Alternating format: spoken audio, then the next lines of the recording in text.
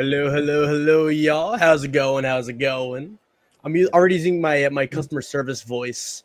So used to work. Don't get a job, y'all. It's not fun. No. Hello, Abraham and Bruce.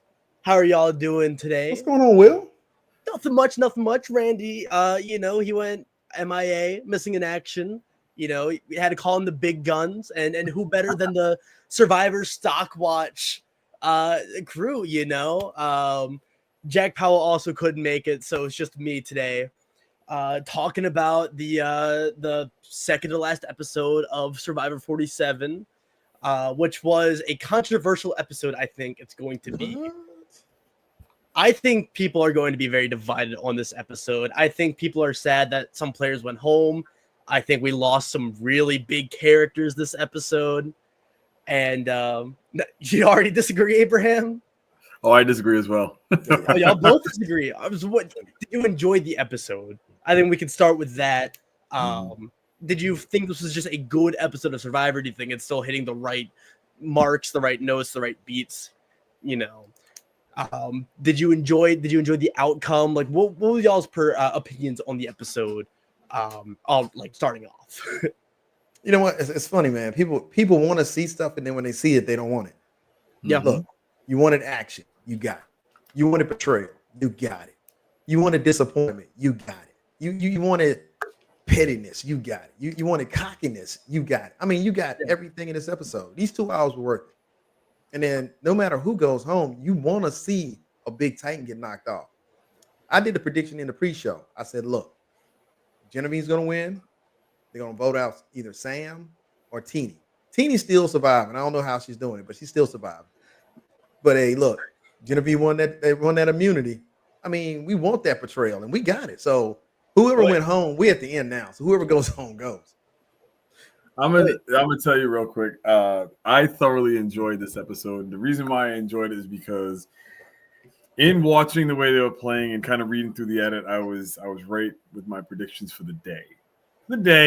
Because I had a very good idea as to what was going to happen just because of the way things were edited. Now, with that being said, right now we're looking at 2 potential 0 vote finalists, and I don't kind of like that because now it's stuck between a rock and a hard place with that. I love Teenie. Sue, I've not met Sue as of yet. I've been in the same vicinity as Sue, but I've not met her yet. But I think that those 2 are going to end up being a 0 vote finalist, and then it just kind of makes my blood boil a little bit because we still have 3 at the end. I'd rather see it as 2. And then the votes is somewhat split up, and then it's kind of the thing because I don't want to see someone sitting there at the end like, yeah, no, I didn't do well. Just roast me. Okay, thank you. I didn't do well. But overall, just thinking about this episode, I loved it. I loved it to death because it was so much stuff that was going on that I kind of saw, and then when it happened, it made me extremely excited. Yeah, when I say controversial, I don't mean that it's a bad episode of Survivor. I think, honestly, this was a great follow-up episode for Operation Italy, which, fans have said is one of the better episodes of the new era. My thing is that, as Abraham said, Genevieve was slated to win the game, had one of the best storylines, one of the best character arcs this season in particular as well. And had she made it to the end, she would have won easily, handedly. And that's something we've heard since the merge, right? Was Genevieve is far and away the front runner. And so losing Genevieve and also losing Andy, who was one of the bigger characters as well, back to back, I think is going to be it's a very big 1-2 punch. And I think that's the controversy. It's more of just the disappointment of losing such big, powerful characters that we've expected to go further, despite it being at the very end of the game. Wait a minute now. Let's figure out how we got here. All right. Hey, this is a cautionary tale. This whole episode was a cautionary tale to future Survivor players. Stop talking. Stop running your mouth. I mean, don't get so cocky in the game that you think that you bigger than the game. Andy felt like he was bigger than the game. Sam felt like he was bigger than it. We're just going to tell her. We're going to vote her out. You know what? We're going to vote her out. You know what? It's your time. It's this time for you to go. We're going to rock her by you the baby. No. You hold that to the vest until you get to the final three. Don't be talking about voting nobody out. Don't get so comfortable. Andy voted himself out tonight. Genevieve didn't vote Andy out. Rachel didn't vote Andy out. Sam didn't vote Andy out. Andy voted Andy out. Andy over there talking cash money. Hey, look, I really respect your game. You was the best player. I was like, man, I did some things, but I really respect you. And I want you, when you get on the jury, I want you to respect me. It's one of those things. It's one of those things like, being in that situation and knowing and being Rachel and knowing how safe you are. And if Rachel just had that killer, I don't really give a F mentality, she could have looked that dude dead in his face and said, you know what? I'm going to make it to the end. You're going to be voted off. And here's the reason why, blah, blah, blah. And then she could have said, I don't need your one measly vote. I got other people. They're going to respect what I did in this game. So what you're saying you did doesn't matter. Like it sucks. Donkey Kong on there. I ain't going Donkey Kong. No, but that's a game though. That's another thing about the game. That's the other side of it. You have to sit there and take this shit. You have to take it, and you have to like hold on to it. And you just don't want to, but it's like you got to bite your freaking tongue because you want to be able to have like if she and the other side of it, she spouts off at Andy. Andy turns around and says something to somebody else. Then it could be a different scenario. But the way that it all played out. She had it in the bag anyway. She knew it. She just sat there and she just like, and I know what she was thinking. Like, that's all she was thinking. Oh yeah. When we meet up and we talk in the corners, we be like, yeah, I saw you. You saw that coming, didn't you? Oh, I mean, it was a perfect show in the fact that most people tell they got an idol. Now, one part that I felt was real heartfelt, and usually I tell people, don't tell people you got an idol. But when she stopped Sue from digging by that well, I felt like that was a good move. Hey, don't be in here looking. I already got it. Yeah. You can stop, digging it because they made it look like she was about to fall apart. And I'm glad she said, hey, she stepped in with Sue when she was digging by the well that morning. Because the way the way they led up to it was she stood up like her whole back was like being bent up. Then she got up and fell back down a little bit. I was like, what are we doing here? And then it was like, I'm gonna go to the well and I'm gonna dig by the well. I'm like, are you looking kind of different right now? And then Rachel kind of ran up. Hey, stop! I got that. Don't do that. Don't worry. It's looking like you about to do some things wrong. So I thought that was a good tell. If Sue gets voted out, guess where that vote's going? Oh yeah, I thought that was a great jury management, and just a good human moment as well. I think by telling Sue, like it gives the impression that Rachel did not need to give Sue that information. And obviously, I don't think Sue would blame Rachel for withholding that information beforehand. Sue did it. Sue did it. She held the information about the Red Idol.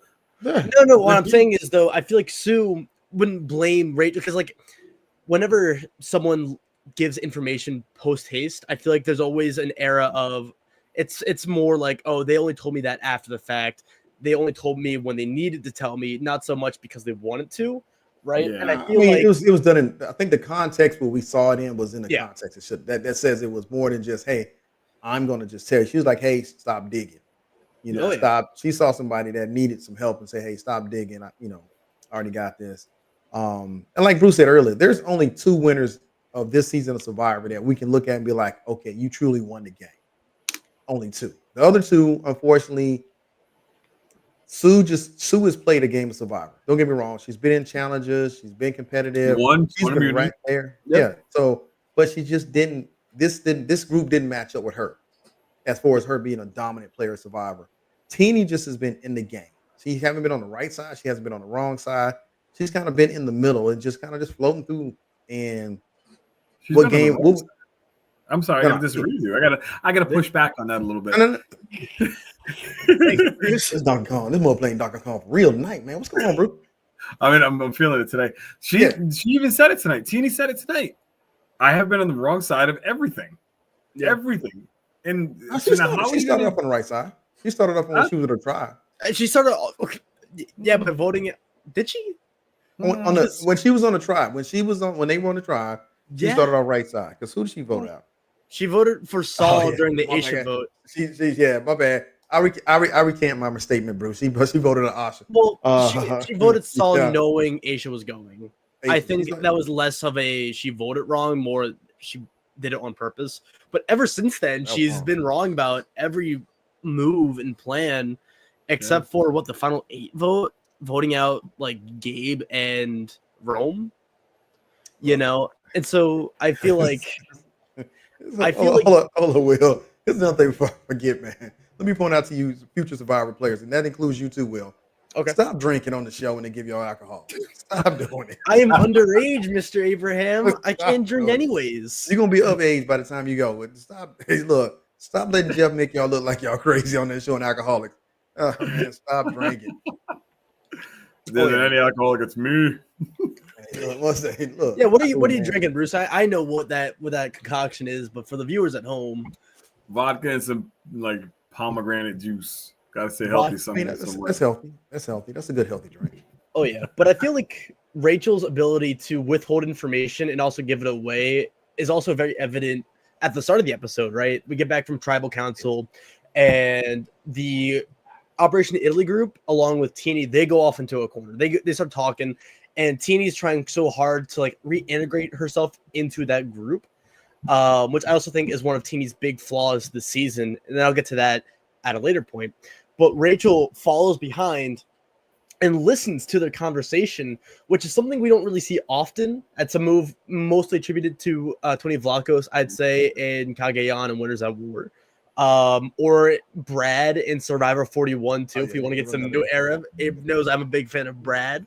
And so do you think Rachel doing this also won her the game, because she was able to hear with 100% of certainty that everyone's against her?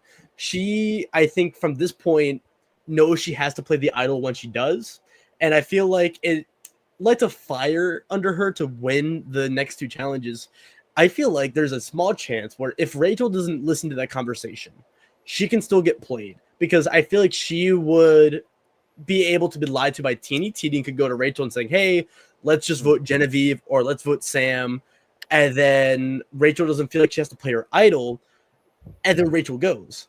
Mm-hmm. So do you think that her listening to that conversation, do you think that just won her the game? Or potentially won her the game? Because I'm under the camp that that Rachel's winning the season. I'm gonna let Bruce speak. I'm gonna let Bruce speak on the game. I'm gonna speak on the environment. Here's the thing about it is, first of all, people should appreciate what Rachel did, because when she said it was pitch black, we don't use the cameras. The cameraman has night vision and everything else. We see with normal eyes, so we don't get a lit thing to follow in the woods. And for her to be on that beach crawling, you don't know what's in the woods on the ground out there. So that's playing Survivor right there. I don't know if I'm gonna be down in the bushes on the woods and I can't see what's on the ground. Unless the moon is out, you can't see anything. So I'm gonna give her credit for even making that happen. I think she still would have figured out through Sue, because for whatever reason, everybody's still talking in front of Sue like Sue is not a threat anyway. But take it, Bruce. You got this. So as far as for game wise, like that isn't gonna win her the game. That's a piece of what won her the game. That is definitely what got her to the position she's in right now, or getting up to winning the immunity idol. That piece of information, the wherewithal to be able to creep up and lay down like that and just kind of listen, that helped her get information to get her to where she is, to find out who she can trust. She knows she can't trust Teeny. Like, listening to the way that everybody's like, oh, Andy, flip-flop, flip-flop, flip-flop. She's listening to what Teeny's saying. She can't believe in trust what Teeny says. So now she's at that point. She's at that point now that this didn't help her win the game. What helped her win the game was everything beforehand up to this point.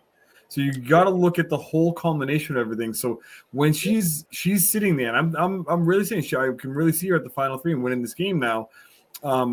I can see her sitting there saying, okay, I did X, Y, Z, not to mention I won 3 individual immunity idols. I was laying, and she better tell them flat out, I was laying down on the ground, Tony style, listening to what it was you guys were saying, and figured all that stuff out. And everybody was talking about, idols, this, that, and the other, wanting to get me out, her, she, and all that other stuff that they were saying. Now that she gets to the final 3, she can pitch to the jury. This is going to be a hands down type victory for her. And there's no getting around it. There truly is no getting around it. Like, she's going to win this game if she doesn't do something stupid like go to fire and lose at fire. Just saying. But I mean, it's always a possibility, but I don't. She's a player. She's a physical player. She's a mental player. I mean, she's playing the game of Survivor. She's what we want to see. So when you said earlier we got some big vote outs, I truly think Andy voted himself out because you still have to be humble in the game. Even though you want to go Donkey Kong, like Bruce said, you still have to be humbled in the game because you don't know. Yeah. You know the Donkey Kong game, it was kicking everybody. But here's the thing about it is, Bruce, you got to agree with me on this one. If Andy hadn't said anything, if he didn't come up to her in that way he did, Sam would have got voted out. I believe that 100%. And Andy would have still been there. But since Andy and them felt so beholden of we have the power, and then for Rachel to sit there and was like, yeah, you do.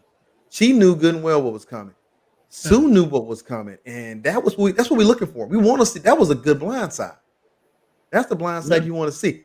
When Jeff says, does anybody have anything? We sitting there on home like, yeah, we know we got something. We gonna play it. We know they got it. What we gonna see? She was like, excuse me. And they looking around like, oh no. Who's gonna get voted out? And he got voted out. That was a good move. I liked it. Do y'all think too? I apologize if I'm just hyping up Rachel's gameplay to crazy levels, but like, do you think part of Andy revealing so much is because Rachel got in his head saying that he's underestimated, he's looked at unfavorably, how Sam's a bigger threat? Like, I feel like it was unintentional. I don't think Rachel was intending to do it, but I think she played pretty manipulative towards Andy, and I think she got in his head, and I think that's part of why, and part of the reason why Andy talked his way out of the game is because of that insecurity, because he wanted, according to him talking to Rachel, it wasn't less the jury vote and more the respect, which we can argue all day, but I feel like Andy, we saw flashbacks and bits and pieces of episode 1 Andy, and I think that it reared its ugly head this episode, and it got him eliminated from the game. Here's the 3 players that I look at to say I would have respect for if they all sat there together: Genevieve, Rachel, and Sam. Everybody manipulating somebody. Yeah. Rachel is straight trying to manipulate Andy and believing that Sam is a bigger threat. Oh, if you're not manipulating the game of Survivor, it's not a game that you should ever play. Teeny, you need to go back to manipulation school, because right now she can't manipulate nobody. And Sue is just not using her powers effectively. So we're just going to leave that at that. But here's the thing about it is, it's up to Rachel to convince somebody else to make another decision. And has she convinced Andy to jump sides with her and not have to use her unknown immunity idol? Oh, sweet. This vote right there, like a vote when he made a difference. Let's talk about Sue here for a second. I said at the beginning that Sue would make it pretty far in this game because she has that thing that every single person that has ever played this game of Survivor has, which is a mom of some sort. And they're sitting there having those, and to go back to what you were saying, they're having these conversations right in front of Sue. It's like a brother and sister talking about someone when their mom's in the room. And if they started swearing, mom would be like, come on now, just watch your mouth, whatever. Like, and then they'd be like, oh, sorry, mom, my bad. And then they just keep going. That's why Sue's sitting there, and she's just like kind of doing her thing with her mess on her face, because she knows exactly who she's aligned with and who she's going to go back with the information with. And here we are. So, but Sue, and I'm not hopping on Sue. Sue, love you. Like, I know that we've not spoken yet, but we will, hopefully soon. She has that arc. She has that mom arc, and she was devastated when Caroline went home. She had to find someone else, and maybe it was the intuition of Rachel. She swooped right in and she took over that role of, I'm your daughter. Like, let's get close. And then it's literally Sue was grasping for straws for that, and it was a short period of time, and boom, now she's got her number, her next number 1. So here we are. I think if Sue was playing on a different season with a different cast, it would be different. I think sometimes it just depends on your cast. Sometimes that you don't really get, you just can't outshine the people that's with you at that time. That's all. I think different because she's been in challenges. And you're right, Bruce. Once Caroline got out there, Rachel jumped in there, and then we even see where she goes to Rachel, where Rachel was undecided if she wanted to play her idol, and she's like, no, no, no, they're going to vote for you. Andy's over there telling them everything, which goes back to you where the two kids are talking in front of their parents. They're just feeling really comfortable, and she's letting Rachel know, hey, look, you need to play it because this is what's going to happen if you don't play it. And we see, had she not played it, I don't think she needed to play her blocker vote because I don't think it made a difference.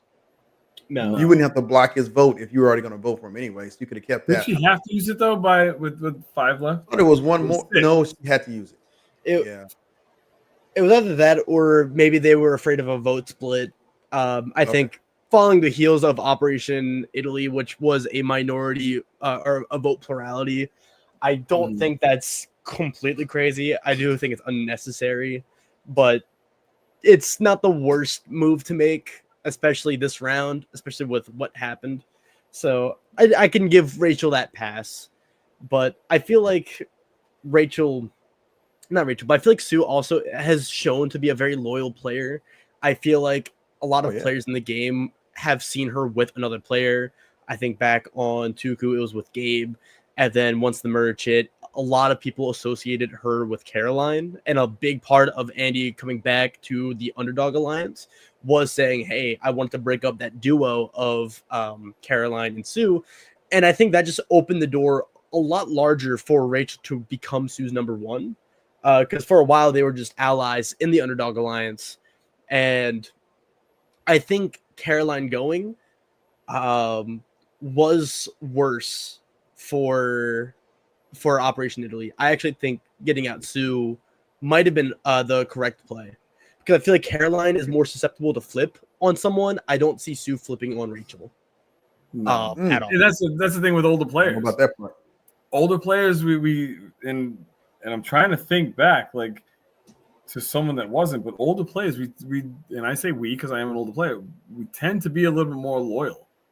Yeah, it's like we as we understand that you have to trust someone in the game, and I'm generalizing. I don't want anybody coming back at me, but it's like we older people tend to be a little bit more loyal, and the gameplay is a little bit stronger. Maybe I want to say with younger people when it comes to like Andy flip-flopping all over the place. That's one thing, but then the other side of it is okay. You got to know when to cut bait, and like someone like myself, I didn't know when to cut bait. I just kind of I needed to latch on to someone when I played. Like I latched on to Kelly, and then Kelly was gone.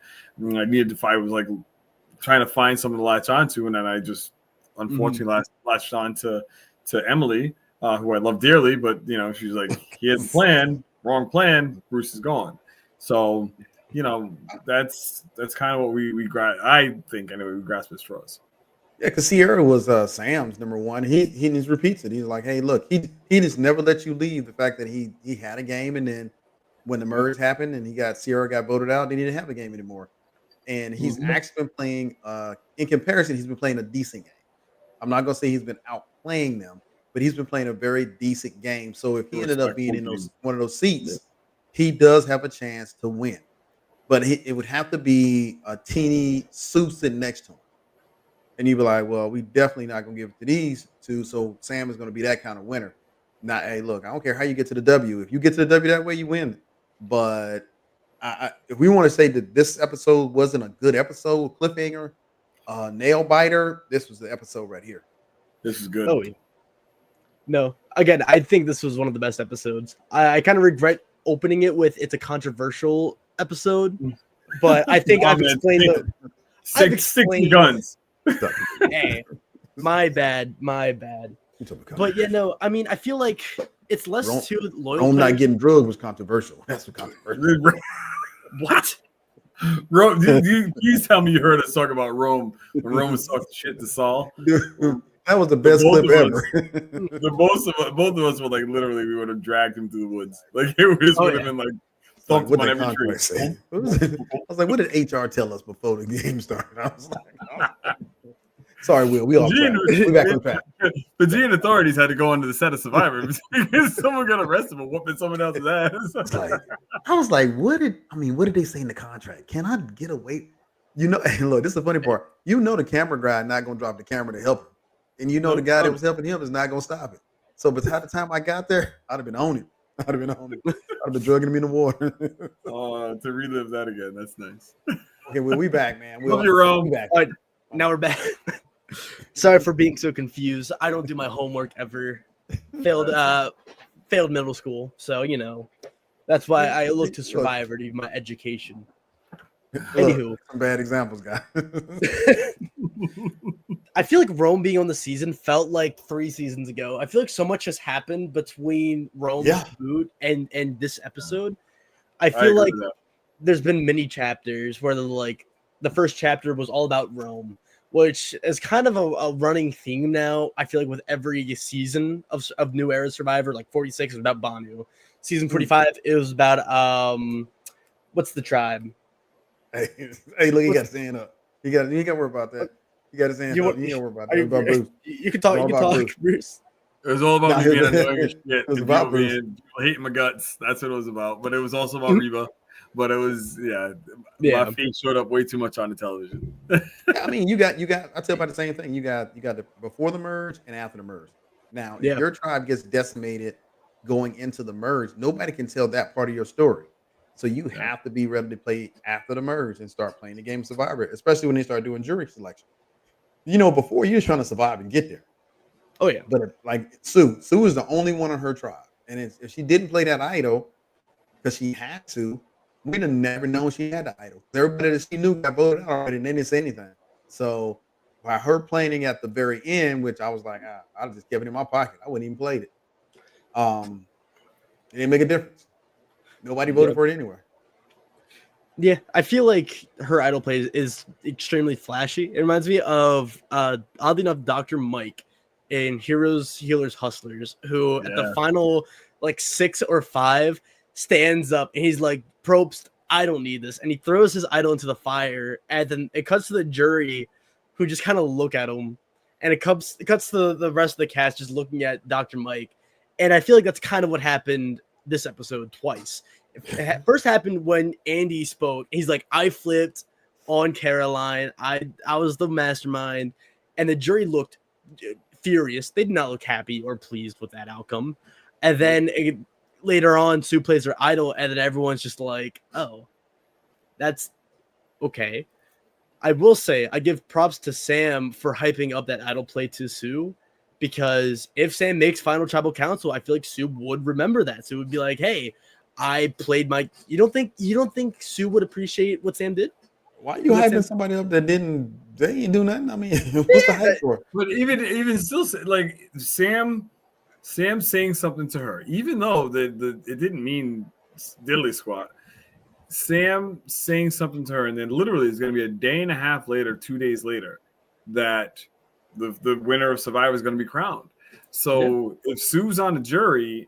And she will remember, a couple days ago, Sam said something very nice to me. He was very nice. That young man, I'm going to give him my vote and a hard candy. I don't think it overshadowed Rachel. I don't think it, because Rachel was there. And I'm saying don't seem like that kind of player.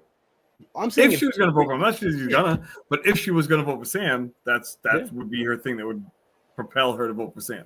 In a tribal council with Teeny, Sue, and Sam, I see, or not Teeny, Sue, Sam. Actually, it need to be wild card. I don't know who she would get. If the final tribal was, Genevieve, Sam, and Teeny, I see Sue voting for Sam because of that, because of what she said. Granted, someone else would have went home, but maybe so. Yeah, I can see that. I part of me thinks that there's going to be a surprise final 2 this season, which would explain the weird 2-part finale. If that happens, if it's again Teeny and Sam, Sue votes for Sam and Sam wins.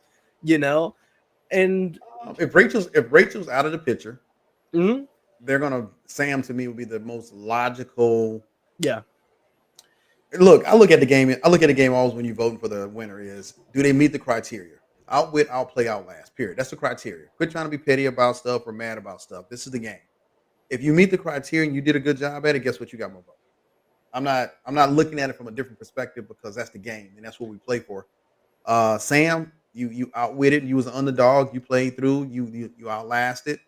You made a couple of good moves. You partnered up with a couple of good people. And you know what? He's diabolical anyway. When Rachel went and talked to him and said, "Hey, don't tell nobody, don't blow up my spot," man, Sam ran up there and get that grenade. He's like, "Pew, pew."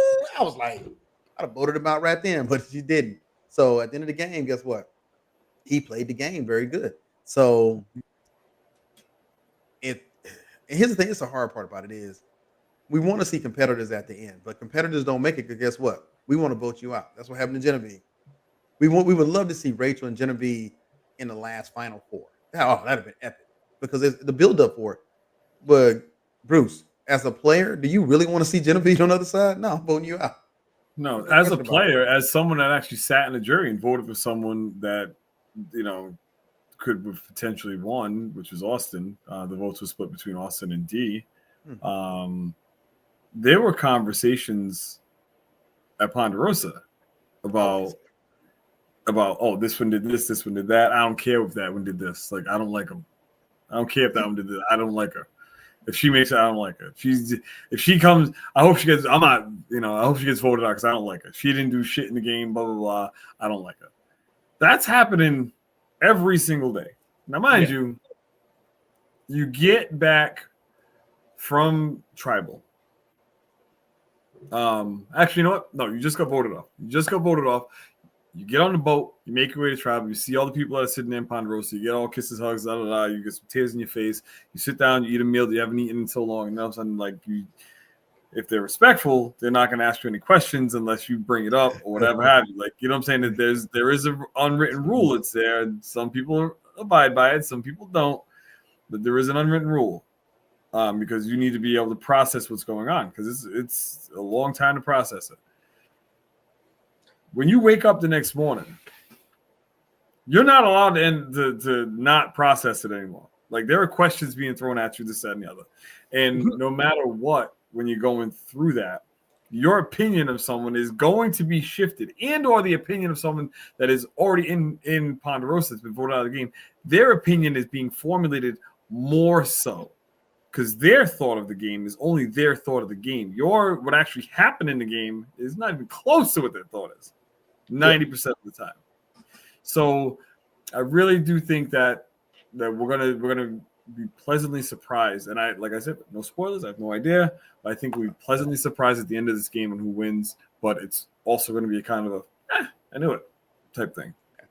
I mean, we look at the players, and I wish everybody the best of luck, man. To get down to the final four and Survivor and have an opportunity to get that covenant top 3 spots or top 2 spots, and tell some people, hey, this is the reason why I think you should award me the winner at Soul Survivor.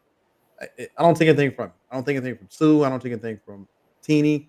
Now, from the gameplay that you can present to us to say, hey, you deserve it. Yeah, these I'm gonna rack and stack it. I'm gonna rack and stack and say right now, Rachel with her wins on immunity win, especially this last. Let's talk about this last immunity challenge. I'm down. Bruce, we know it had to be ours. It had to be ours. It was nerve wracking to watch us, so I know it had to be ours. So what I remember from season 44 and being told, because I didn't really go that far. What I remember being told is that the second immunity challenge where they were moving the big blocks, dragging them around, that thing lasted forever. Okay, big Brandon, yeah, because you're exhausted. Yeah, exhaustion. He was out this side, but they said that they screwed that thing up so much that they literally they stopped them and had to give them assistance, and then they continued on and they were good. But it still took a long time. I'm looking at those things and the balls that they put on top, and I'm just like, oh my god, like these things are about as slick as a piece of ice. Like, I don't understand. And then it took forever. But what I tend to do, which is I'm a little manic about it. On top of the tables is a shadow being cast by the thing that was holding up the bar. Look at that. Right? So that you can see where the shadow moves. And they had to have been out there. They had to have been out there for at least an hour and 20 minutes. Like the shadow was just moving.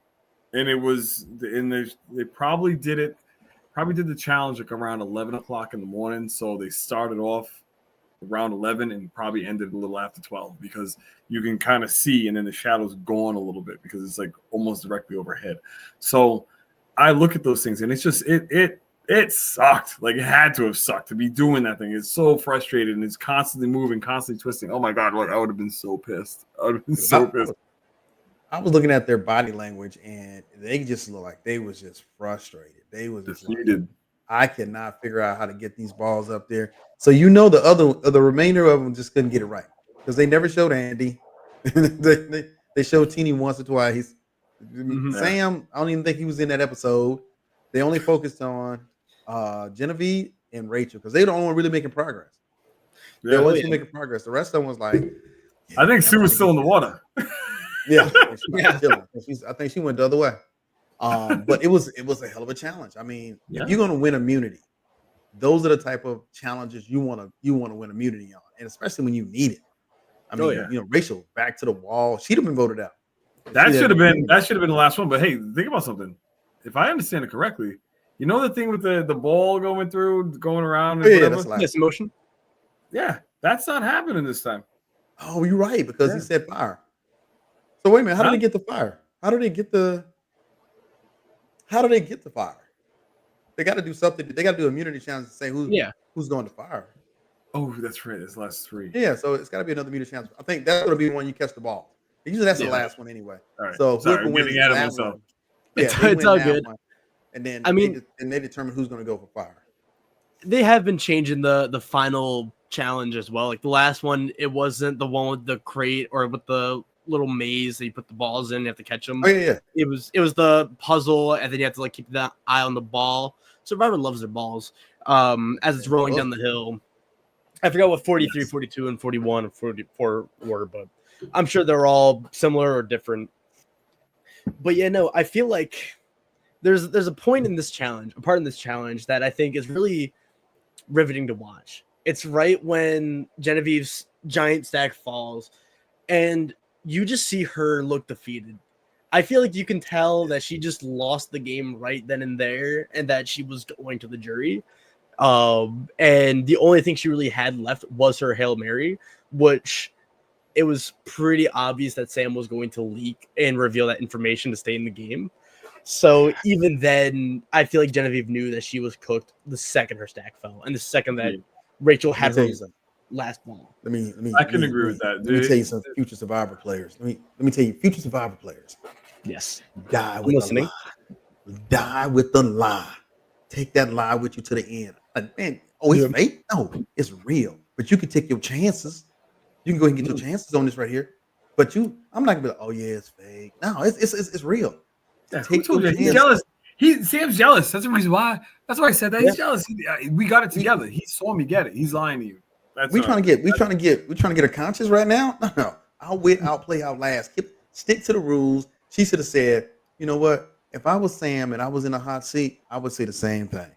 Yeah. But and I told Teeny, take a look at other people's idol. You seen mine. It looks just like their stuff.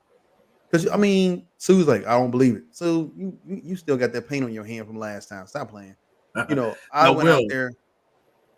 I'm sorry. Will, you had said that with Genevieve, her body language once that thing fell. Okay. And then she was voted out. I can speak because of the way that I played the game. I won 2 immunities in a row, individual immunities. It was great. I could have won 3, but I lost. Now, mind you, I slid down this little ramp. I'm in the water. Austin's up top. He's fine. He wins immunity. Everybody's cheering and happy. When I went underwater, I did not want to come back up. Even though I had an immunity idol in my pocket, I did not want to come back up because I had a feeling. It was at this point in time, I had a feeling that I knew that everybody was against me. I didn't want to come back up. So when you see her body language, when I saw her body language tonight, I was like, like I felt for her because I knew that when it happened to me and I lost that challenge, I was like, yeah, this sucks. And I just sat underwater for as long as I could before the divers thought something was wrong with me or whatever have you. I just stayed underneath that water and just kind of collected myself and then came back up. So hey, if you'd have played your idol, who would have been voted out instead of you? Jake. Damn. Jake would have went home, but then it's like, okay, so I have another shot to potentially win, and then who can I gravitate towards? You know, Jake goes home, Emily's still there. Maybe I can convince Emily at that point in time to say, okay, listen, sister, like you need to talk to somebody because what's happening is that you're not the Reba before. You're not. You know, and I could have tried to convey that to her and flip the script, but you know, hindsight's 2020 at this point in time in regards to playing that. Hindsight 2020 for all of us. Maybe for y'all too, but not for me. I still haven't been on Survivor yet, so I don't have any hindsight. I'm able to just keep on my wishful thinking and hopes and prayers that when I get on. Yeah. After the show tonight, Will, I'm gonna give you some advice that could possibly get you on to the next season, or get you on a season. I'm recording my application tomorrow, Abraham. I hope you know. Look, I'm gonna tell you some stuff after this. Hey, after you finish this episode, I'm gonna share some information with you. Everybody else has got to pay for it. You gotta pay for it on Patreon. I paid my dues. Everybody. Will pay these dudes. But yeah, no. Oh wait, hold up. We gotta talk about the puzzle. First of all, them puzzle for future Survivor players. Them puzzle pieces are heavy. They're not light puzzle pieces. So don't go in there thinking they light. They got some weight to them. And if you done swim underwater and move the ball, they be really just picking up stuff nowadays. And I got to give production credit where credit is due. You done swam, now you're trying to put the puzzle together, and it's heavy. And I love the competitiveness, but this would kill me with Messy Jeff. Jeff was like, "Hey, y'all not doing that good on the puzzle anyway. Y'all must well watch like I'm watching." Just come on over and watch. Yeah, you know how bad you got to be doing on the puzzle to have Jeff say, "Hey, y'all go ahead and stop, man. Y'all ain't gonna win. You go ahead and watch this with me." Yeah. Oh. Jeff make you want to drown his ass. Tell you the truth.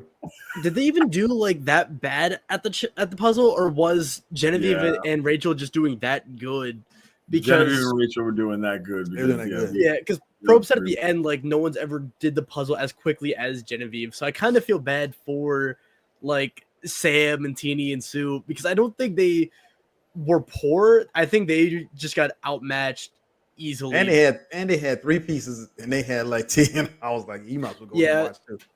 Once you start to be able to see the puzzle, everybody else is pretty much done. There's no way to catch up once you start to see the puzzle. The puzzle, and I've said it before, and I'll say it again, the puzzle is a great equalizer in regards to this beautiful game that we have. And Will, I will give you one piece of information, and also Abraham, we're going to take this from you for future Survivor players. You don't feel bad for anybody. You don't feel bad for anybody. Even if you're sitting at home watching, you don't feel bad for anybody, because everyone has a fair shake in playing this game. And then they get out there and they die. Like Sue, she jumped off the second obstacle. She dove into the water and then swim back to her ball. I'm like, yo, what the hell are you doing? Just jump in and go get the ball and push it over. Like, it's everybody has a fair shake, and however it is that this all plans out, you go from there. But like, my wife says it all the time. She's like, "Oh, I feel bad for the person who gets voted out." Like, don't. You can't. Like, feel bad for them by way of like, if it was you, I got you. But in regards to playing the game, don't feel bad for them, because the circumstances got them to where they are, and then they're playing a game that they love. And being voted out it can be looked at in 2 different ways. One is that you were a pain in the ass and wanted you off the game. Or 2, you were competitive and you got to go. Like you're you're affecting the ability. They can't see winning the game with you there. Badge of honor. We're proud. I'll tell you what, I still got a lot of spa supplies from my time of being voted out. So don't worry. I'm still using them spa supplies for Fiji. I ain't mad. Bruce, did your wife feel bad for Emily when she got voted out? I just want to know. You don't want to know you don't want to know what my wife said to me when I got voted out. But yeah, no, she was happy that Emily went. She wasn't a big fan of anybody until she started meeting people. I know. She's like, that mother effer and this F them, and I hate that person. I'm like, yo, they're not that bad, I promise you. And she's like, now, hell with them all. And then she got to meet she's like, oh my God, I love you. So my group, my circle, they hate a lot of players on my season. So this is the thing. The one thing about being down at a celebrity weekend with the other people down there, one, we can all talk about the same thing. We don't have to try to figure out what we're talking about, because we can all talk about the same thing. And you get to meet the other players from other shows. Like, I'm talking to the Big Brother players and seeing what they have to go through, and what they, coming to their win and stuff like that. In the challenge and the other shows that are there, the mold. We just got a lot of reality folks there go through a lot of different things about these shows, and it's sometimes it's healing. It's healing to be able to talk to somebody that because somebody asked me, it was crazy. Somebody asked me, say, "Hey, do you and Tiffany get along?" And I was like, "What are you talking about?" I mean, I talked to Tiffany on the phone. I mean, Yeah. you don't see us. And it's like when we get there, now me and Tiffany and we all roommates for the event. And I'm like, but I was just kind of shocked. They're like, "Hey, do you and Tiffany?" I'm like, you going back to our season where it was perceived that there was a beef between me and her, and it wasn't. I'm like, I don't, you Yeah, voted. exactly. Everybody else voted too. So Yeah.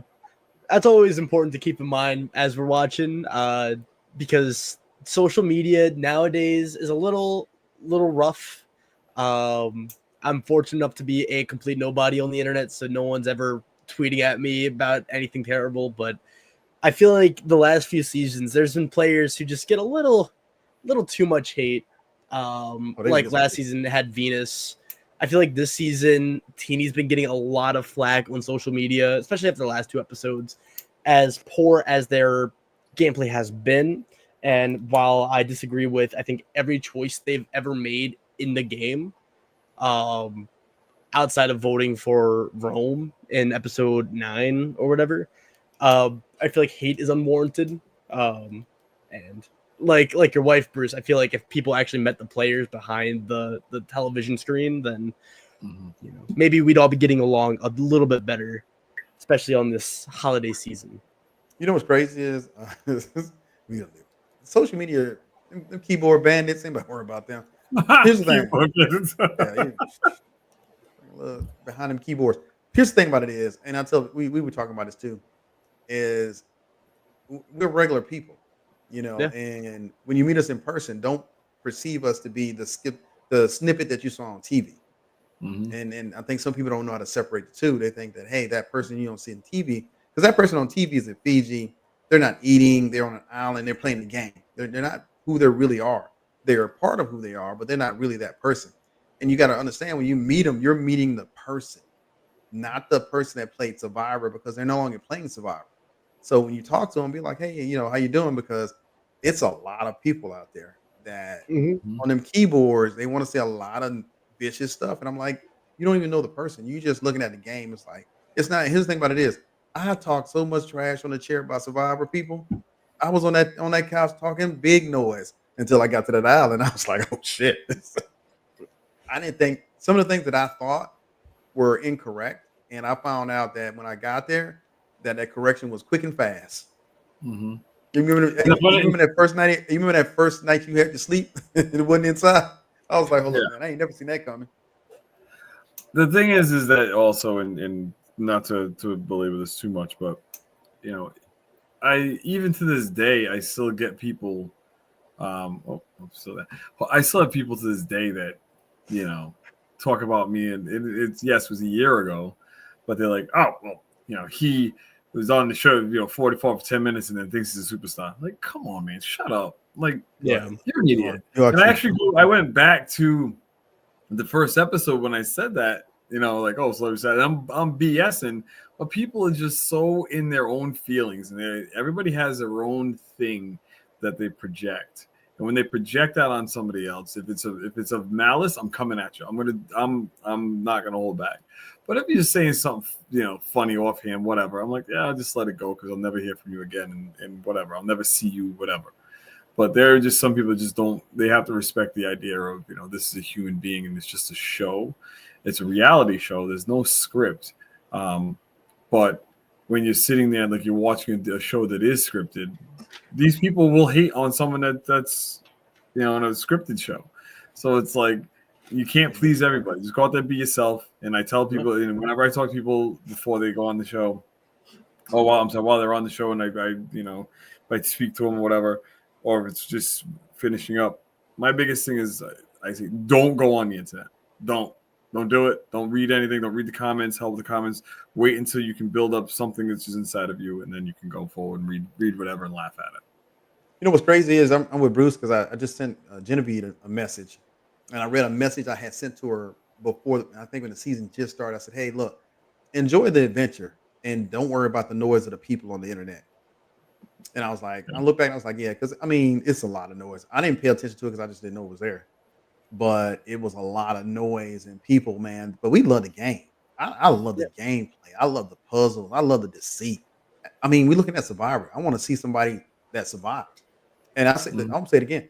If Andy had made it to the final three, he could have won the game of Survivor. He was playing that good of a game where he just was making puzzle pieces moving.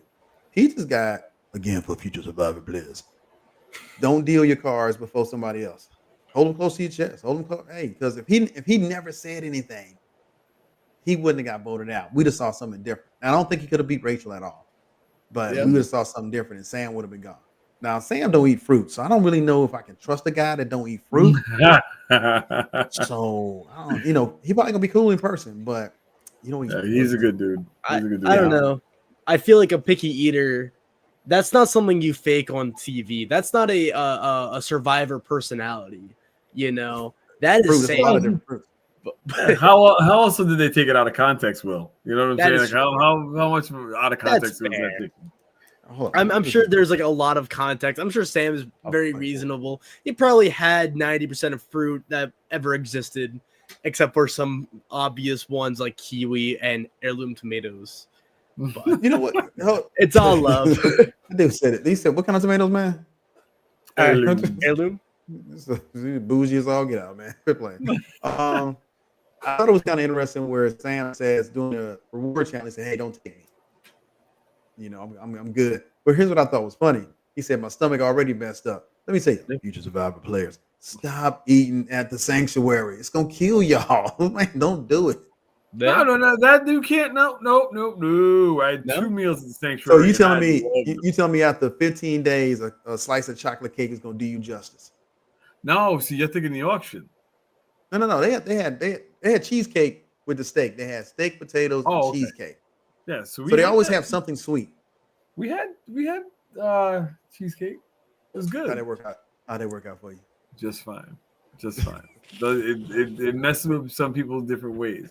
But there was a post that Sam put out tonight that he had a fever and he was throwing up the day of the vote out for Andy. And then they showed him laying in, like he was, like Sue was tending at the fire, and he was laying down with his over his face. Yeah. He was not feeling it. So whatever it was, it got him. But listen, when I had that chicken, when I had that merge feast, man, listen. Y'all didn't have utensils. I mean, y'all was going caveman style up in there. There it is, his utensil, fork, spoon. I saw somebody eating some rice. I was like, your fingernails is dirty as all get out, but get that rice. I feel like at a certain point you get hungry enough, you're starved enough where you don't need so much dirt on Survivor, man. It didn't make a difference. Exactly. They literally Tiffany dropped some coconut on the ground. We just run some water over and ate that joker. You don't be playing. I'm sure there's players who wouldn't even wash it, would probably still just pick it up and I will say though, real quick, I hate to cut y'all off. There's only been one player to ever be medically evacuated after a feast. And so honestly, go ahead and gorge yourselves on the food and sanctuaries. Because like who was the one that was evacuated? It was Joe from Co Wrong. I think the reward was like all you can eat meat or something like that, where he ate nothing but meat and steak and beef, and that messed up his stomach tract, and he had to get medically evacuated at the final 5 of Co Wrong. So there's been no new era player to have that distinction as well. They don't put the aftermath on TV, guy. They don't put that on TV. Oh no, that's not footage. But you gonna be somewhere with some quality time with your life. Only one medevac of the new era. Sup? It's mine. You know what? I was like, who got medevac? And I was like, oh damn, it was Bruce. There was another Bruce that got medevac out, but he was just constipated. Like he couldn't use the bathroom. Yeah, it was a lot of people hurt. What's the name that fell off the Rocky Mountain? He was on our beat. Matthew. Matthew Yeah. fell off there and dislocated his shoulder. I see some band-aids out Hey, there. did anybody see that standing on top of that was Sam? I don't think it was that particular rock. I don't think it I'm was that gonna- rock. I think it's another rock cliff a little further down that's not as treacherous. Down weird. So we were on different beaches. So if you went down, okay, on my beach you went down the sand. You had to walk down the little sand thing and then make a right. That's where he went to. And then if you walked around the corner on that one side, that's where he went out there in the water. Because you gotta wait till the tide goes out too to walk on that little cliff. But then there's another little cliff out there. I think Sam was on the other little cliff. So if I'm looking at it, back up. If I'm looking at it, Matt was here. Yeah. On my left. You say we're talking about the one that's by itself over where Genevieve got. Yeah. Yeah, where Genevieve got the thing. You talking about he was on that Yeah, rock? I think that may be where it's at. I could be wrong, but I think that's Controversy. Yeah, because when he you know what's funny is this ain't funny in haha because I met Matt. Here's what's interesting. I'll put it that way. Production will let you fall off of something. They just won't let you die. Yeah. But they'll let you fall off of it. They ain't trying to get. They won't let you die. Now, if he'd have hit his head or something, but they wouldn't have gotten. But he fell off there. They looked at him like good footage. Because if he didn't get medevac, if he didn't get put out the game for that could have changed the game too. It's a lot of stuff changes the game. Think about like the guy that, like I said, I've said this before. The guys that hold the cameras. This is their art. This is future Survivor players. I'm going to grab everything again. Don't mess with the camera, guys. Don't look at the camera. Don't do any of that stuff. Just let them do their thing. Just sit there and be normal and have a conversation. Pick your nose if you need to pick your nose. Scratch your ass if you need to scratch your ass. Who cares? They're going to get it on film. Somehow, some way, it's going to be there. But don't mess with them. What they do is this is their livelihood. This is their art.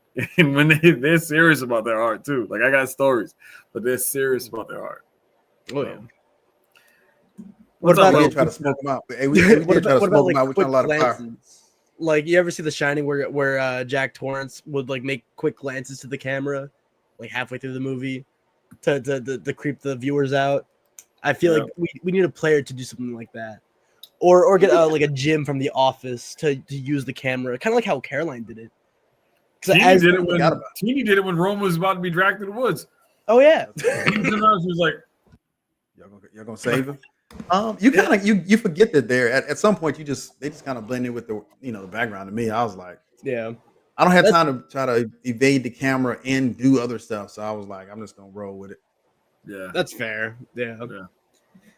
Anyway, wasn't there an episode tonight or something like that? There was something that happened this episode. I feel like we're getting on side tangents. I want to talk about Teeny and bring this back real quick because we talked about her looking at the camera. How do y'all view Teeny's journey this season?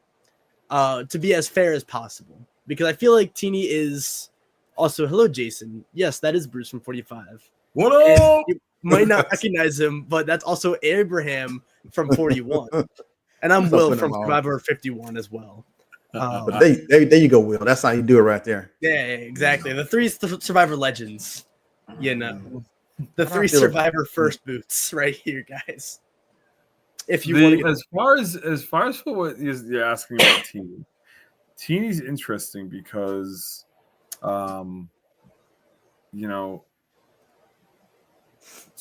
Teeny's trying to find somewhere to fit in. Yeah. Somehow, some way. And she mentioned it in when she had her emotional episode, I believe it was 3 episodes ago. I love this woman. I'm sorry. I love Teeny. They are amazing. But here's the thing is that in knowing that never had a chance to fit in, it showed and reared its ugly head here in Survivor. Now, Teeny's an amazing person. Have a great time, laugh, do this and the other, but it's unfortunate that the trust issue, maybe it could have been a trust issue or whatever have you, because they even said it tonight. Teeny was saying that my friends will tell you in a second. If you want something said, just tell Teeny, and then everybody's gonna know. So maybe they picked up on that early and could never really grasp where Teeny was and kind of kept Teeny to the side. Yeah, I think if Teeny was on and I said it earlier in the pre-show, great game just doesn't fit with this season. That's all. Because she wasn't just. It's almost like she's in the game, but she's not in. It's almost like, how you take a picture, you see the blurry background. That's Yeah. what Teeny looks like in this season. She's there, but she's not there. So nobody's going to her like, hey, we need your vote, or hey, what do you think about this strategic move here? And then she magnifies it by what her speeches. Hey, I feel like I don't know what's going on. I'm unsure of unsure. And I'm like, God, no. She doesn't How you gonna exude go to that. jury? How you gonna go to jury and say, hey, well, I knew what was going on in this and other, but then someone turns around and says to you, but when you say that you knew what was going on, how can you say that when you were left out of this vote, this vote, this vote, and this vote? And it's not going to jive. And I hate the idea of there being 3 people left, because it's the 0 vote finalists. I feel for them. I really do feel for them. I feel bad, no, but I feel for them in some kind of way. Like, you get no vote. Yeah, I mean, nobody says that you played even well enough to get one of them votes. If Right. you get one of them, you're like, hey, somebody felt like I did something right. And I think she just over talked. She was talking at times when she didn't need to have to talk. You didn't have to say anything, and then sometimes she was just expressing herself. And yeah, she said, hey, if you want to tell, my friends, if you want me to get some information out there, just tell Teeny. And she's been predictable to the point where she's not a threat. Yeah. And if Andy supersedes your abilities, you probably, and then, I mean, looking back, here's the thing about it, unfortunately, and Bruce can contest to this. We always critique ourselves when we look back at the show. Like, I've never looked back at my season. I've never found it a reason to say, hey, you know what? I want to see what happened. I want to see it play out. I just never had a desire at this moment to go look at it. But for the rest of you, 42 to 47, I'll be looking at y'all stuff all the time. On the plane, it's showing, I think 45 is on Delta right now. So, and we're picking it apart. But we're picking it apart because we see where there's a possibility where it could be different. If Liz didn't help Mackenzie, we could have seen the winner in Maria. She would have been the winner for that season, hands down. Yeah. But we and again, we talk about that stuff. But I just think she's in the wrong season with the wrong group, that she could not just get her footing. But she's also just not in the picture. Well, with that being said, Abraham, do you really think, like, I'm thinking that the goal is always going to be the same. The players are going to always react the same exact way. Like, if I said, well, shit, I should have held off and not played on 45, I should have played on 47, then I would have been in a different scenario. No, it would have been my personality would have still probably clashed with the same amount of people because of how headstrong I am and the way that I look at things and approach things. So I think that most people are going to fare the way they're going to fare if they play in, season 45, 47, 52, or 53. Like, if I ever went back and played again, I would give the same result, and people would have to look at me the same exact way. And that's not going to. Yeah, but we're looking at it like I'm looking at her and I'm looking at the players. If I was going to put her somewhere, I would put her here based off how she's playing, not how the outcome would be. Because you're right, the outcome could be the exact same. But if I was going to put her with some other players, like let's say I plucked you out and put you with Roxroy. Remember Roxroy? And put you in Roxroy place with Mike. So loyalty is different between you and Mike than it was. And it was good between Roxroy. I think Roxroy was the one that broke that one. No, Mike might have been the one that broke it either way. I think Mike broke it. But I think that would have been different. Yeah, I think that would have been different. And I'm looking at Tina, I'm looking at where would I put her to see that her game that we've seen thus far would have been better off for her. But again, you're right. You could put her there and it could be the exact same. You never know. Yeah. So you're going to be where you're going to be at. I just say now we're around on that corner.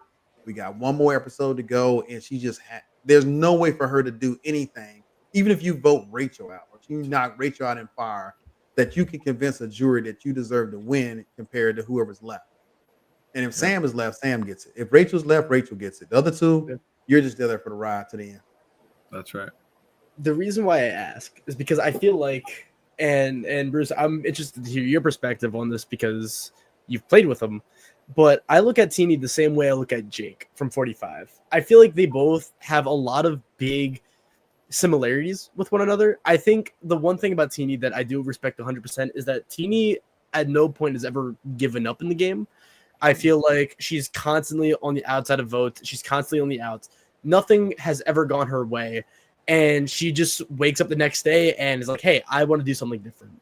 Right. So she tries working in the Underdog Alliance with Rachel, and that doesn't work out. And everyone's now turning on Rachel.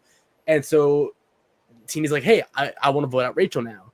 Or beforehand, how she wanted Kyle gone over Genevieve.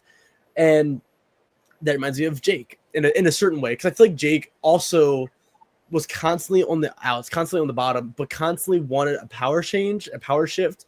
You know, the final five goes to Katurah and it's like, hey, let's vote out D, or let's vote out Austin, or let's vote out Drew. And Katurah, you know, didn't flip and instead, you know, got herself voted out. D ended up going to the very end and winning. But I feel like they both recognize their positions, but they both recognize a little too late in the game.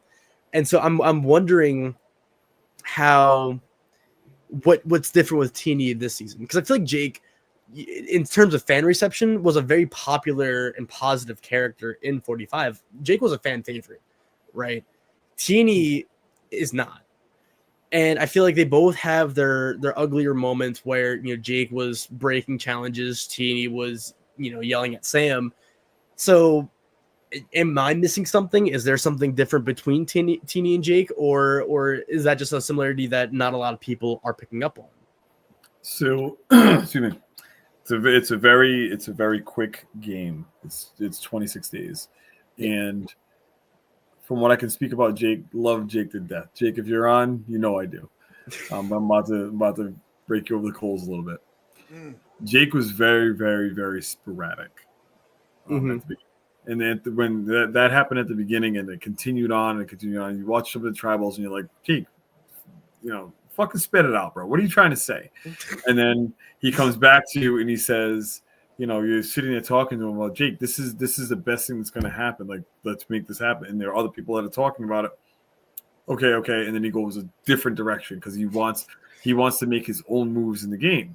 And I think that is something that was to his detriment, because at the very beginning, when you start making Survivor players, if you're sporadic and you're going against the grain the entire time, or if you're sitting there and if you're wishy-washy about 90% of the stuff that we're talking about, and you don't want to put a name out there, whatever have you, you can not put a name out there and do it in a way that it provokes thought, as opposed to just being like, nah, I'm not going to say it. And then you tell me who you're talking about. And then people are just like, well, all right, now I can't trust you because you don't want to spit anything out. Yeah. Maybe Teeny was going through the same exact thing. Maybe she was playing it too safe, too guarded, or wishy-washy. And then now it's like, okay, so or like I said a couple minutes ago, she was just saying stuff to people. Like, if I say something to you, Abraham then, and you're Teeny, you turn around, you now say something to Will, and then it comes back to me, like, that was in confidence. Like, what are we doing here? You know what I mean? Dime dropper. That's right. Just dropping dime, pat, pat, pat, pat, everywhere. So that's what they probably saw in Teeny, and that's why Teeny is in the scenario that Teeny's in, because as much as we're like, you know, you need other people to play with you. You can't just play alone. No, that's right. You can't play alone, but you do need to have some kind of discretion. You know, I love the idea that there were two people in this game that told nobody about having an idol. It was great. That's the best part of it. This is the best part of someone getting a hidden immunity this season. They said nothing. Everybody else is going to diarrhea of the mouth. I got mine figured out because Jake was standing right next to me, and everybody was there. Like, it was an idol hunt. Everybody was together, and I'm like, well, I got it. I can't just run off. But Teeny and Jake, they do have parallels together. But I just think that Teeny yapping a little bit more to Gums to people about stuff, which they already talked about this week. That's what happened. That's why she can't be trusted. Yeah. Hey, Will. You know we all can see that. No, I put that in the private chat going to y'all. Oh, is that what it was? I was like, yeah. Oh, yeah. I'm going to play a quick ad real quick, guys. And we'll be right back. All right. This is going to be the Kitty Tedesco design. Yeah. Beautiful. Hi, Survivor Now podcast listeners. I am Katie from KT Designs, better known as Katie Tedesco Art, on both Instagram and Etsy. I have been designing and selling Survivor products for over 7 years at my Etsy shop, including replicas like hidden immunity idols and Survivor trading cards with all of the players' stats on the back. I am so grateful for Survivor Now for giving me this shout out and helping me reach even more superfans. I love listening to their podcast. So if you are looking for some really unique reality TV products for yourself or to give a superfan in your life, come check out my Etsy shop at www.etsy.com/shop/KatieTedescoArt.com. Look, I haven't hosted a Survivor recap episode since 45, I think, and I haven't done a 2-hour episode. So I don't know if we're supposed to go for another hour. I'm down. I'm leaving y'all. I'll leave y'all go to sleep. I go to work tomorrow. Man, so do I, old man. I get off. I'm trying to recover from Celebrity Weekend, man. Oh, yeah. Hey, let me tell you something. I was talking to the winner of Big Brother, man. Great young lady. She does charity work. She's a minister. And this is I always remind people, say, hey, look, this is just a game. It ain't life. But there are some people that this is their lives.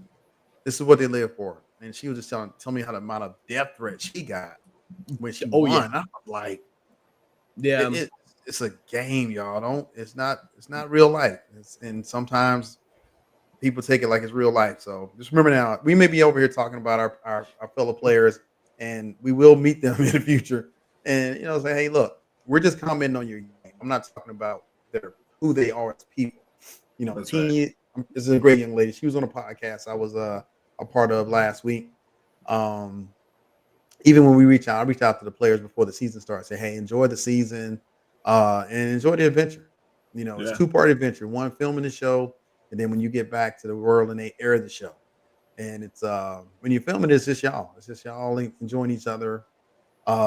Bruce is wild because every season has its own internal things, So it's kind of interesting. But I think it's so funny that I'm still holding some free rent in somebody's head. Hey, look, I ain't gonna rent in nobody's head. Bruce, I'm gonna level with you. You were my winner pick preseason of 44. You don't know how mad I was, right? I'm texting my friends. I'm like, hey guys, Survivor's coming on. This guy named Bruce. I feel like that's a classic winner name. I bought a Tika buff as well, and it's been on my mic stand. And first episode, like my parents were going to Target or whatever, and I have Survivor on. I'm watching like a kid on Christmas, and they're like, "Oh, what's happening?" I'm like, "Oh, my winner pick just got medically disqualified," and I wasn't mad. I was glad they announced it immediately that you would be back. I was like, that's the right thing to do. And that's one of the things about this the game is that in production, they're gonna fall in love with you somehow, some way. And I was fortunate enough for that to happen because, for whatever reason, they were talking about wanting to have me back literally the day that I got hurt, the day I was being medevaced off. And I don't know what I did. I have no idea what I did. Maybe they needed someone like me to like be a little villainous or whatever, or to be piled on a little bit. And I knew that I could take it. I could take it after the fact that the show was over. Like if somebody else, I think a couple other people, throughout the seasons, if they were to get a little bit of flack like that, it would have caved them in a little bit. Maybe they needed someone like myself to be able to do that. Whatever. It is what it is. And so many people that I've spoken to, they say, Bruce, you're my winner pick in 44. And I was like, oh, I appreciate that. Like, what about 45? Like, you were still my winner pick in 45. I was riding that train. It was either you or Kelly. I think I won that season. Sean Edwards, I think, were my picks. Yeah, so I definitely got whoever. If I don't know who I was on, Abraham, but I definitely got you some points. I got you some points. So look, as long as Rachel wins, I win this season. So that's 3 wins for me for our podcast. You know what? It was crazy. Who asked me down there? I was talking to what was my man that said his grandmother died for a Survivor? Oh, Johnny Fairplay. Johnny Yeah. Fairplay. I'm sitting at the bar in the cafeteria. I'm sitting at the bar. He was like, "Hey man, what are you using to pick your players for online?" I was like, "What do you mean? What am I using? I'm looking at the name, looking at what they do, and I'm just saying he's a good player for me." And I'm like, "There is no method to the madness for me. No I have my algorithm. own little, yeah, No I got a algorithm. little, I got a little strategy, and it works. It worked 3 times in a row. So, well, 3 times, 2 in a row. Then what's the name unthrown me. So this year I'm gonna win again. So it's 3 times. But ultimately, he was like, "Man, what strategy you using?" I was like, "What do you mean, what strategy? This ain't that serious. Just pick your players." I feel like you probably haven't seen the season of Big Brother, but there's a season where they brought back 4 previous contestants, and for the first half of the season, they made them just captains, right? Like they wouldn't participate in the game; they would just be there to coach their players. I feel like Abe, that's your calling. I think if they ever do like another Edge of Extinction twist, or like Redemption Island or South Pacific, Help bring build back that a bubble. coach. No bearing on the game. You don't get a vote. You don't do anything. You're just there to pick the players.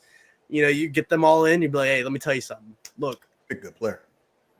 maybe you'll bat 1,000. You never know. Look, I picked Rachel and Genevieve, so I knew that was insane. Like that makes me mad. And if Rachel didn't turn on Saul and had a little bit of loyalty, Saul would have been still in that plane, but she ain't had no loyalty. She dropped him like a drop rock. I'm like, God. The fact that Saul was your worst player on that draft is aggravating.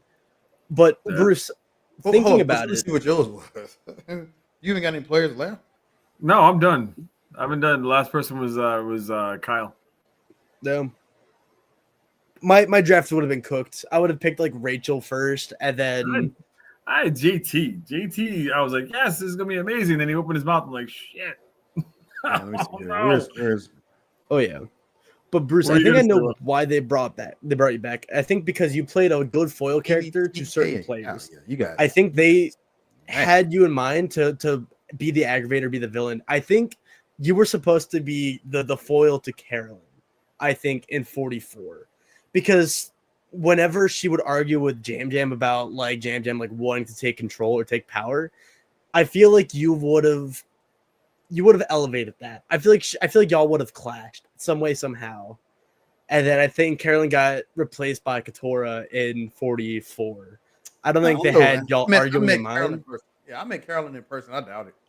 She just didn't have that. No. Let me tell you something real quick. So we're sitting on the beach. And I remember this. I got a splitting headache. This is right before I got up and walked and said I gotta go, or I needed a doctor, I should say, because I was not planning on leaving until they said they were gonna. They said brain bleed, and I was like, gotta go. But Carolyn was just. I showed her how to chop the bamboo, and she made that face. That is famous on there, the Home Alone face. They knew they had something right there with that. Had I not gotten hurt, she and I would have went back and forth because we did take a walk. I don't remember all of it, but we did go for a walk to the water well. She and I was talking about her son, and then we came back. But then she was slapping the bamboo with the machete, and I just kind of showed her how to chop it, and that's why she made that face. And then there was one other instance where I'd said something to her, and it wasn't anything horrible at all. I wasn't saying do this, but she just was like kind of made a face about it. And I think that she was probably making faces like that about everybody, but more towards me because I was supposed to rub her the wrong way. That was my thing. I can see that. The thing, like let's just talk about it. The thing with Katora, they struck Survivor Gold in that one. Yeah. Because again, that had nothing to do with me. Like she asked me to be in an alliance, and she was already talking about me voting me out. Actually before that. And it was supposedly like, you and I can work together. You're black, I'm black, we should be able to do that. I'm like, you don't know anything about me. Like if you would have read any of the bio about me, you would have known that my family's white and I have black family, but my friends are white, Like I'm not doing it. Just that's not a motivator for me. And then when I I found wouldn't out, go to every my tribe either. They still voted me too. right? They still So voted it's me out. like I was like, wait, it works. those kind of things. It's like, come on, like this. There are so many other reasons why you can not want to work with someone. My reasoning was not so much in regards to what I was being asked; it was how I was being asked. So I'm like, whatever. It is what it is. Yeah. I'm so glad that I called you arguing with Carolyn. You have no idea. I've been striking gold this whole season. I've been cooking. I don't know if y'all been watching Stock Watch, but I've batted not 1,000, but You we've been knocking doing it out. good. Okay. That's what Pretty we want dang to hear. high. We want to hear that positivity. Oh yeah. Yes.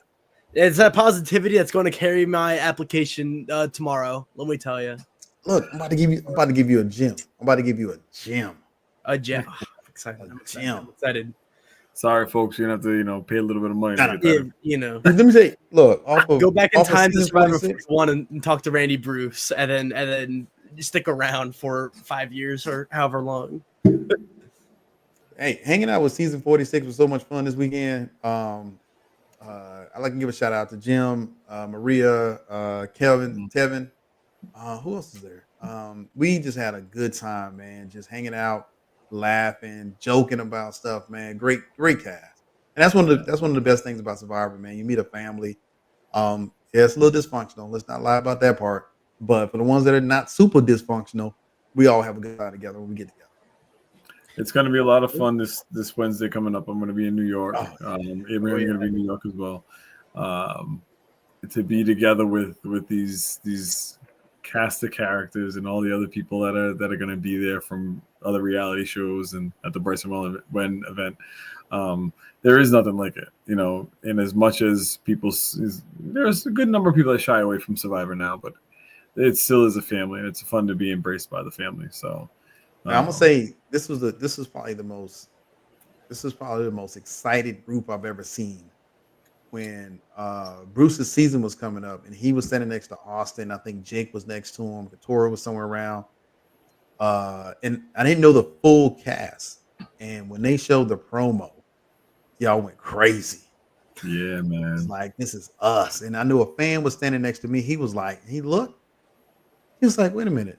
That's the next season. They're right here. Yeah. Mm-hmm. So you never know who's gonna show up at a Bryson Win event. I ain't gonna lie to you, man. The tear came to my eye. I had to hold it back. Because I was actually because I was with 44. I'm sitting there with my 44 people, and I did not play the game, but they still held me as family, and they still do to this day. But I had to kind of actually really quick stories. I know we're going way over. It's all good. Right when they started, it was a final episode. It was right before Jam was crowned as the winner. I made my way around to every single player that was there. And I gave him a hug and I said, "Thank you very much for allowing me to be a part of your season." And gave them all a big hug. And I went down and stood on the floor and I stayed away from 45. It wasn't far. I was about 3 feet away. I just kind of stood there. And then once they started showing, that's when you know it's over for 44 and it starts for 45. I made my way over to 45.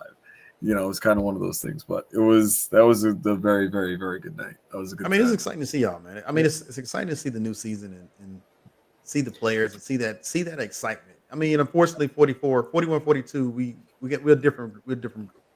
The pandemic didn't allow us to have a Bryson Win event. So we didn't get to see the electricity that went into the air. But as alumni of the seasons, we get to come enjoy it, which is always cool. It's nice to get to New York. I got to get my big coat. I got to dig that out of the closet. So that they said that shit's gonna be 58 and 80% chance of rain. I was like, man, where am I going? Yep, very chilly. No, yeah, it's the last cold weather I'm doing. Okay, Will, it's back to you, man. It's back to you, Will. You're in charge. Oh my God. Sorry. I'm very glad. Do not apologize. I love ramblings. I love side tangents. I feel like this was a pretty linear episode as well. I feel like it was the end of eras for players that we've talked about all season. There's only so much we could really say about Andy and Genevieve that we haven't said before. Same with, I think, the rest of the players. I think a lot of the mystery and intrigue left of 47 isn't really as prominent. I'm really looking forward to the finale. This has been the first time I've done a lot of things with Survivor, like the Edgic. I almost went to the Bryson Wen Presents. I almost went to the one in DC. I actually got an invite from someone I did an online Survivor with way back when, and they're like, "Hey, you should go." And I'm like, "Sorry." But is there anything left to say to put a capstone on the penultimate episode or Survivor 47 as a whole?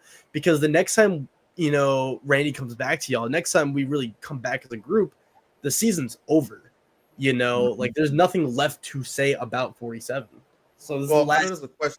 There was a question leading into from the pre-show. Do we think the cliffhanger is going to live up to the cliffhanger to take us to a part 1 and part 2? I'm gonna say yeah. I'm gonna say they did the part 1 right. Yeah. So I can't complain about getting ready for the part 2. I think we're anticipating what we're going to see in part 2. So that was a good cliffhanger for me. Oh yeah, I think part 1 this is what I don't understand. If you're gonna have episode 1, episode 2 of the finale, episode 1 should not have ended with us knowing who got voted off second. Yes, Yeah. It started.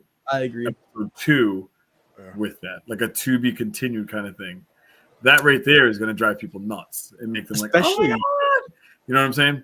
So this format that we've just went through is a normal format that we've gone and we've seen happening since they started doing the final 3, the final 4 fire elimination. Yeah, so, you know what I'm saying? We're going to get to this last episode and it's going to be the same exact thing. It's going to be okay. You're going to have 4 people. They're going to be at the end, 5 people. It was extra 30 minutes. It was extra 30 minutes. Yeah, but our season was 2 hours, 45. So you really just do an extra. You just do for part 1. You threw an extra 30 minutes. Part 2 was already gonna be 2 hours anyway. So we got an extra 30 minutes. That was a cliffhanger right there. Yeah, I don't know. I feel like ending it on a whether or not Teeny and Sue and Rachel vote for Sam or Jen, I think would be really compelling, especially with how much buildup they did for the rivalry between Genevieve and Rachel. I feel like the whole episode was about this big showdown, and so leaving it for a to be continued next time, like find out who gets voted out next on Survivor. Then they do like a sound clip of everyone being like, "Oh, it's the finale," or "This is what we're waiting for." Other than that, though, yeah. Teeny's whole game is alcohol. I wish. Captain Obvious. Thank you, Captain Obvious. Listen, I'm just saying, stop drinking that liquor like that. She came back to camp. She was like, wobbly. Day drinking over here. Every time they get that wine, she be on that wine. But she tipped the bottle up to the end. I was like, oh no. And she was drinking out of like good will come out of this. She was drinking out of a Snoop Dogg pimp cup. Like that. Oh yeah. That was a chalice. Like she was it's a chalice for a queen, bro. All I'm saying. Hey, here's the funny part. She went to pour Genevieve a drink. She said, "No, I'm gonna take that juice. I'm gonna go in this juice right here. I want you to hit that liquor quite yet. I'm gonna go in this juice. I don't drink red wine, so I couldn't tell you. Me neither. I don't drink, allegedly. Yeah, not old enough yet. Exactly.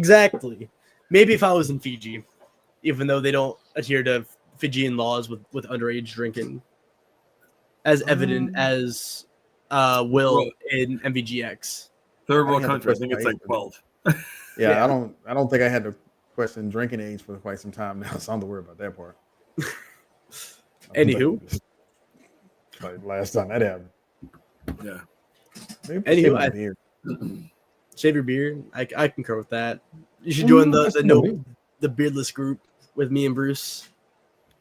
You get the 3 stages of facial hair. You get like nothing at all. You see barely a mustache with me, and then Abraham with the nice little white beard. All depends on what day of the week it is. I'll be trying new things. I tried the full beard, and I was like, that's not for me. That's too much work.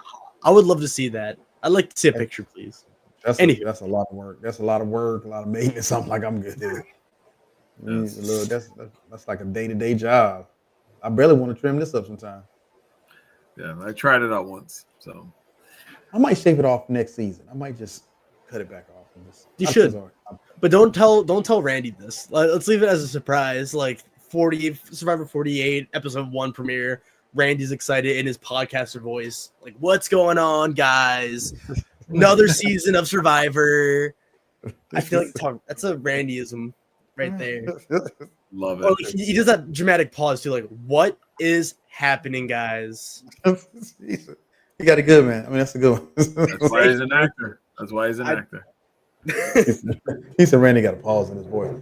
Last time I talked to Randy, he was driving on the Snowcast Mountain Road, so I'm not sure where he's at today. Randy, he just does things and does stuff. Like every once in a while, he'll update the group chat. Like, "Hey guys, I'm just starting this new podcast. What do we think?" Or I'm doing a photo shoot, and I'm like, "Okay." I mean, it's great for him, living his dream. Kill it, baby, kill stuff. it. Look, Okay.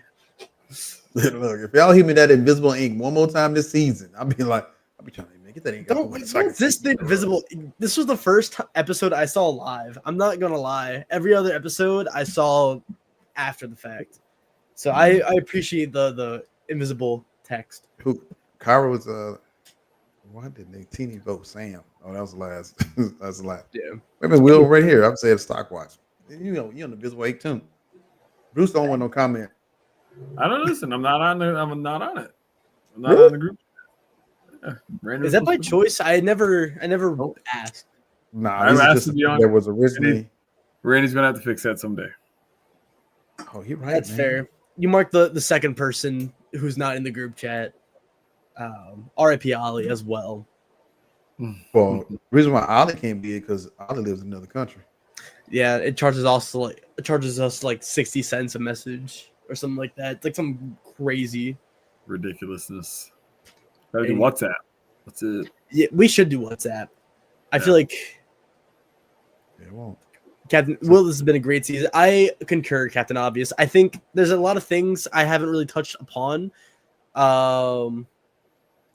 Like I love the individual characters. I love narratives and storylines.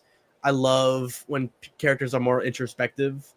Like Genevieve had my favorite confessional all season during the loved ones visit when she was, crying about how she didn't really have a lot of friends or like personal connections. Storylines like that I've always appreciated, and I'm glad they're making their comeback. But I think that might be it for the Survivor Now recap show tomorrow, as well as Survivor Social, 9 p.m. Eastern. And then Friday at noon, you get to see more of Will West with Jack Powell on the Survivor Stock Watch, where we called it. And if you want to hear more about our takes on player narratives, that is the show. And if you want to learn about Edgix and how we read the seasons too, it's a great spot.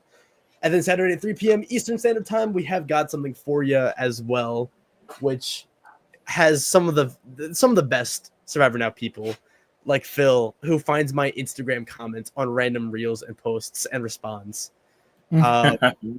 We also have new merch as well at SurvivorNowPodcast.com. And we also do a lot of TikTok stuff and really trying to push our social medias as well. Obviously, you can find us on Instagram and Twitter, but you can also follow Tagwith on TikTok. Tagwith does a lot of TikTok stuff. And as well, we have our Patreon as well. I'm making sure I cover all of the bases before Randy yells at me and removes me from the Survivor Now podcast team. Smash that like button, people. Smash that like button. Oh, yeah. Subscribe. Follow us. 5 stars. Oh, yeah. Said 5 stars. Share. Don't forget to share. Let the people know. Coming up. Oh, yeah. Moving on up. Yeah, no, but this has been a fantastic episode. Abraham, it's nice talking to you for the first time in a while. Bruce, Oh, yeah. great time finally being on a podcast with you. Yeah, baby. If y'all ever want to join the Stock Watches as well, open invitation as always. I'm going to jump on Stockwatch next year. Because Quinn was on, y'all had Quinn on from Big Brother on Stockwatch. Yep, I love Quinn. We had Quinn out in them streets by itself. He was hanging out with the Survivor folks, not a Big Brother folk. Oh, no, Ozzy was there. So he did have some backup, but He was out there with the Survivor folks. Oh, he got an Uber that he made us walk to because the Uber wasn't coming where we were at. So you can contribute that to Quinn or Big Brother. Thank you. I love In that. fact, I'm about to text him that tonight and be like, "Hey man, you remember you made me walk to that Uber?" So, yes. Quinn's Love an it. interesting guy. I just don't like Quinn because of the hair. I feel like I have too much competition. Like I got my locks growing. I feel like Quinn is trying to take over, and I can't let that happen. Quinn did have the hair out now. He did have I the mean, hair. He always has the hair. the hair was out. Anywho, Perfect. I think Okay, that's what okay, we're going to end off. Shout out to Quinn from Big Brother 26. All right. Beesh, beesh.